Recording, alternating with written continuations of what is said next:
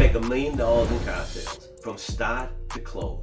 You know, I've sold over $40 million in car sales over my 40-year career in the automobile business. And I gotta tell you, it wasn't that easy. I didn't have the luxury of YouTube and everything else to learn. I had to learn these things on my own. And here I am, on the screen, about to teach you how to make $1 million in sales. How to get in the car business? First thing you need to do is look the part. If you want to apply for a car sales job, make sure you're wearing a tie and a sport coat. Make sure you have a little bit of attitude, a lot of enthusiasm, big smile on your face, a little bounce in your step.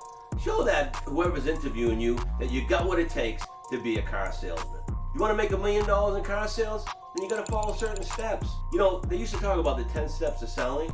Those are gone, long gone. I mean, the battle for the customer starts at their home today. 80% of their job is already done before they even call you or step into your dealership. What I mean by that is, I've often talked about the buyer's journey, where it starts with an awareness stage or an awareness step, where they're aware they want something. Next step is they go through what we call a discovery stage, where they're discovering the car they want and who they want to do business with. It's got nothing to do with price. Everybody talks about price. I'm going to get in the car business because I'm going to give you a really good deal. You know, the deal is the proposition, the whole proposition. So once they get to the discovery stage, then they move to a decision stage. And you better be part of that decision stage. And once they get to that decision stage, you better grab and hold their attention. That's number one. And how do you do that? By a warm, friendly meet and greet, whether it's on the phone or on the lot. You gotta be welcoming. The first thing you want to say to a customer is, thanks for calling or welcome to my dealership. The second thing you want to do is you want to make sure that you open up conversation. Stop with the can I help you, because all you're going to get is no, I'm just looking, and then it's a false start. Make it a positive start. I'm here for sales or service. I'm here for sales. Great. Have you spoken to anybody at the dealership? No, I haven't. That gives me an opportunity to share some information with you. May I? And now that you have permission to proceed, proceed. Proceed with integrity. Proceed with enthusiasm. Ask the right questions. Determine the customer's true value drivers early on in the process. You want to find out what inspired them to either contact or be at your dealership. So you ask them, what inspired you to come by? What inspired you to contact us? You want to find out what attracted them to a specific vehicle. Simply ask them, what attracted you to this particular vehicle? All you're doing is opening up dialogue, a conversation. These are conversation starters, and you don't know which road you're going to go down, but it's a conversation. Then you want to, after your wonderful meet and greet, which is step number one, you want to go into the next step. You want to determine where they are in their buyer's journey, so you don't start from the very beginning. Maybe just ask them, simply ask them, what research have you done so far? They'll tell you, and start from there. But you definitely want to find out their true value drivers before you even show them a car. They may know exactly what they want, but you still got to ask these critical questions. Because what these questions that I'm about to share with you, some of them, what they're going to do is they're going to put you on the track to win. In negotiations, it doesn't become negotiation. It becomes a discussion of the price if you do it the right way. So the questions you want to ask to determine customers' value drivers, what their true wants and needs are very simple. What research have you done so far? What attracted you to this particular vehicle? What's most important to you in the next car? See, you drove in that vehicle or a vehicle. What do you like about the vehicle you're driving now? What do you dislike about the vehicles that you're driving now? What would you like to see different in the vehicle you're driving now? And why? Why are you selecting this vehicle or attracted to this vehicle? Why do you want these options? And that way you determine exactly how to present the car to them, exactly how to sell them. That would be the next step. After this wonderful meet and greet, then you go into the needs assessment. Now you present the vehicle. You select a vehicle that's right for them. And you tell them, I got the perfect vehicle for you. I think I do. Let's go take a look at it.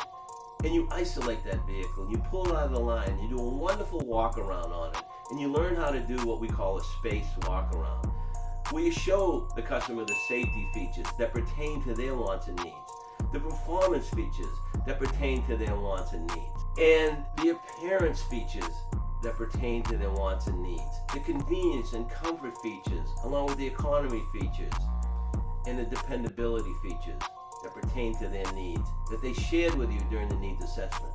And then once you get determined and you do all that, then you get them in the car and you take them for a wonderful test drive. And during that test drive, just keep quiet. Let them enjoy the ride. Just make sure they're comfortable in the car. A good tip that I can share with you when presenting a vehicle to a customer is make sure the seat's all the way back and the mirrors need to be adjusted.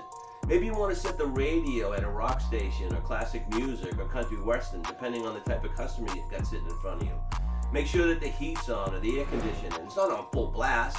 Make sure it's nice and comfortable. And then get them in the driver's seat and have them adjust the seat for their liking, and the steering wheel, and the mirrors, and the radio. And you get them almost creating like a mental ownership. And then zoom, zoom, zoom, get going. Take a nice test drive in that vehicle. That's what it's all about. And then once you get back to the dealership, make it fun. Step out of the car and say, didn't you like that? Didn't we find the perfect vehicle? And one of the key questions that you want to ask your customer, something I learned a long, long time ago, do you want it? I mean, nothing else matters unless the customer says they want the car. You know, I did a video a while back about my first sale. I learned so much from that first sale. One of the key ingredients to selling cars is just simply ask the customer, do you want it? Because Mr. Winston Jones, nothing else matters. If you don't want the car, why are we going to go through all this? But if you want it, let's go to work. Let's make this happen. I want to see you driving home in the car that you want. And all indications show that this is the car you want. So let's get going. Those are basically the steps to the sale.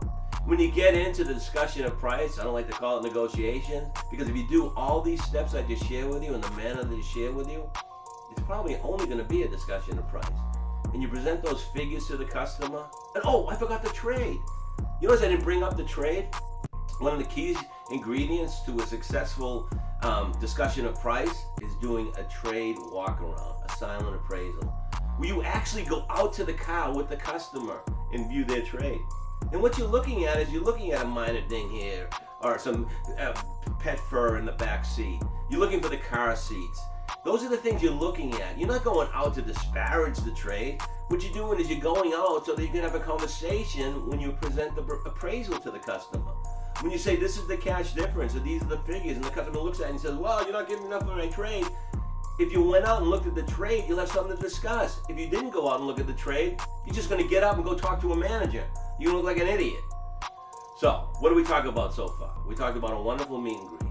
We talked about the needs assessment, determine the customer's true value drivers, because those value drivers are what's going to make your car look better than every other car they looked at. Because you're going to be able to share the information the customer gave you right back to them during your presentation.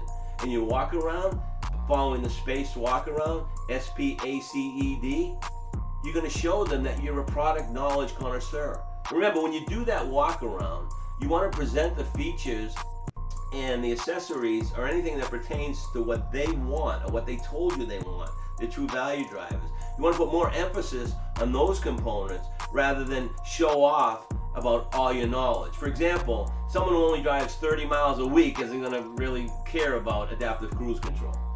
So you did that wonderful walk around, you got them in that wonderful test drive, you got them back to the dealership, they're all excited, and you looked right at them and said, do you want the car? And they said to you, it all depends. And we know what it all depends on. Let's focus on the machine. So when you present those numbers to the customer, this is how you present the numbers.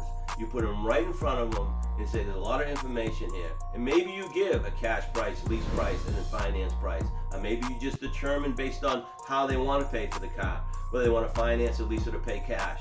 And these are the lease payments, these are the finance payments, this is the cash price. And I'm here to answer any questions. That's how you ask for the business. I want you to think about that for a second. You're not asking them what they think. You just simply say, I'm here to answer any questions. Because oftentimes, what they say next is nothing more than a comment or a question. It really isn't an objection. What we do is we make it an objection. So remember, just put that right in front of them, that worksheet right in front of them. Say, these are the details of the figures. You probably have a lot of questions, and I'm here to answer any questions that you may have.